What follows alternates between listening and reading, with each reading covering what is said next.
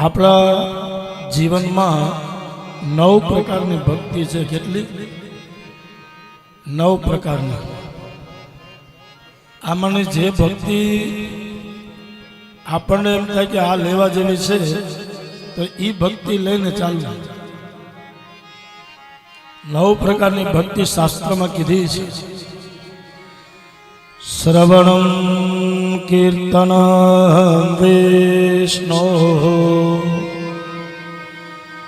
સ્મરણમ પાદ સેવનમ અર્ચનમ વંદનમ દાસ્ય સખ્ય આત્મનિવેદન.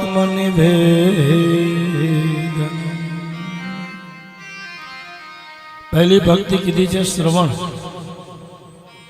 ભગવાનની કથા સાંભળવા જેટલી મળે એટલી પરમાત્માની કથા સાંભળવી. પહેલી ભક્તિ છે શ્રવણ ભક્તિ. જેટલું શ્રવણ થાય, જેટલું સંભળાય એટલું સાંભળો. કીર્તન સાંભળો, ભજન સાંભળો, કથા સાંભળો, ભગવાનની વાતો સાંભળો અને શ્રવણ કીધું. એના પછી કીર્તન ભક્તિ.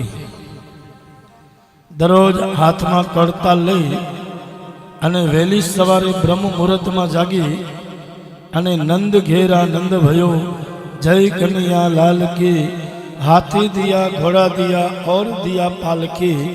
મનથી દરરોજ આપણા પરિવારમાં નંદ મહોત્સવ થવો જોઈએ. આપણા ઠાકોરજીના પુષ્ટિ ભાવમાં આપણે પ્રવેશ કરીએ તો 8 સમાના દર્શન છે. એમાંનો મેં જ્યાં સુધી સાંભળ્યું ત્યાં સુધી મંગલાના દર્શન કરવા માટે જાઓ તો એમાં સ્નાન ન કરીએ તો પણ ચાલે. આવું મેં સાંભળ્યું છે.